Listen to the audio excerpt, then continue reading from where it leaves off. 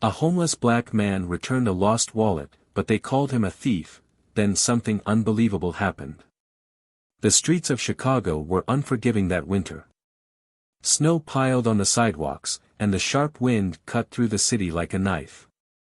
Among the faceless crowd, Jerome Carter, a 52-year-old homeless black man, sat hunched near a subway entrance, rubbing his hands together for warmth. Jerome had once been a man of promise, a hard-working factory worker with a family. But life had a cruel way of taking everything away. A job loss, medical bills, his wife's passing, and a deep depression had led him here, to this cold street where he was invisible to the world. As he prepared to settle down for the night, he noticed something unusual, a black leather wallet lying near a lamppost. He looked around, but no one seemed to be searching for it. Carefully, he picked it up, opened it, and saw the name on the ID, Richard Langston. Jerome's heart pounded when he saw what was inside. $3,000 in crisp bills and several gold credit cards. For a man who hadn't eaten a proper meal in days, this could change everything. But instead of pocketing the money, he sighed.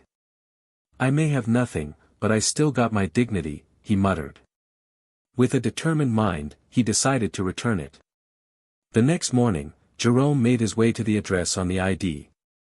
It led him to Langston Enterprises, a towering glass building in the heart of the city. He hesitated for a moment before stepping inside.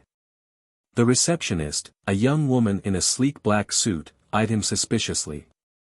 "Sir, I think you may be in the wrong place," she said, her tone dismissive. "I'm looking for Richard Langston," Jerome said, holding up the wallet. "I found this on the street." The woman's expression changed slightly, but before she could respond, a tall, sharp-dressed man walked past. Richard Langston himself. Jerome quickly approached. "Excuse me, sir.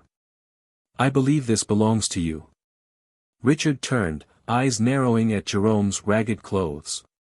"A homeless man? Inside his building? Where did you get this?" Richard's voice was cold. "I found it near the subway last night. I thought. Did you take anything?" Richard interrupted, snatching the wallet and quickly checking the contents. Jerome took a step back, hurt flashing in his eyes. "No, sir. I wouldn't do that." Richard scoffed. "People like you say anything for money. If it's all here, I suppose I should be grateful. Here." He pulled out a crumpled $10 bill and tossed it toward Jerome like a piece of trash. Jerome stared at the money, feeling the weight of humiliation pressing down on him. He had expected at least a simple, "thank you." Instead, he got judgment. Without another word, he turned and walked away. Later that day, Richard recounted the event to his assistant. "I can't believe that bum had the nerve to come inside my building. He probably thought I'd give him a reward," he scoffed. His assistant, Maya, frowned. "Sir, you should be careful about judging people so quickly. That man did something honest when he could have taken advantage." Richard waved her off. "Please. They all have sob stories. Life is about choices." Maya hesitated before pulling up a news article on her phone. "You might want to read this," she said, pushing the screen toward him. Richard sighed and glanced at it, then froze. Former factory worker loses family after unjust layoff, now homeless in Chicago. The article detailed Jerome Carter's life.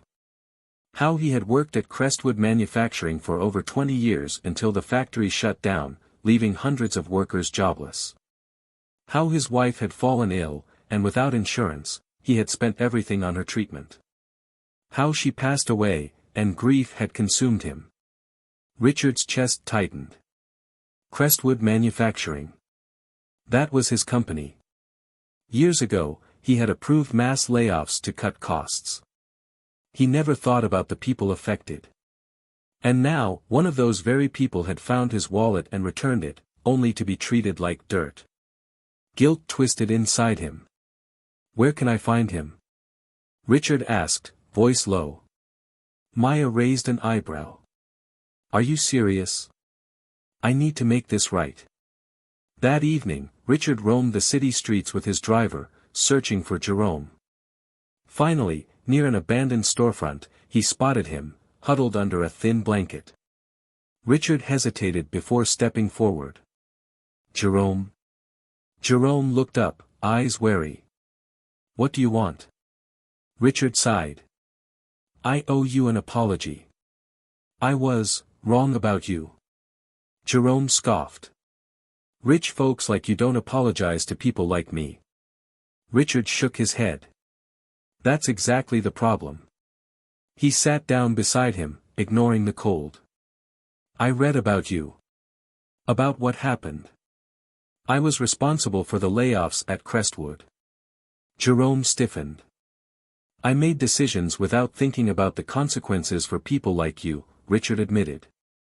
But today, you showed me something. You reminded me what integrity looks like. Jerome's eyes softened slightly, but he remained silent. Richard pulled out a check for $50,000 and handed it to him. This won't change the past, but maybe it can help you start over. Jerome's hands trembled. Why are you doing this? Richard smiled. Because you deserve better. And because sometimes, we all need a second chance. A year later, Jerome Carter was no longer homeless. With Richard's help, he had secured a job at Langston Enterprises as a community outreach coordinator, ensuring that people struggling like he once did got the support they needed. Richard, too, had changed. He started the Carter Initiative, a program helping unemployed workers rebuild their lives.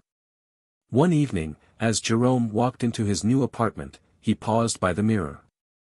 He no longer saw a broken man. He saw a survivor. A man who had fallen but refused to lose his dignity. A man who had changed not just his own life, but the heart of someone who once saw him as invisible. Because sometimes, doing the right thing has a way of coming back to you in ways you never expect. Moral of the story. Never judge a person by their circumstances. Integrity, kindness, and second chances can change lives. If you enjoyed the story, please consider subscribing to my channel for more exciting content. Please like my video and drop your comment. Your support means the world to me.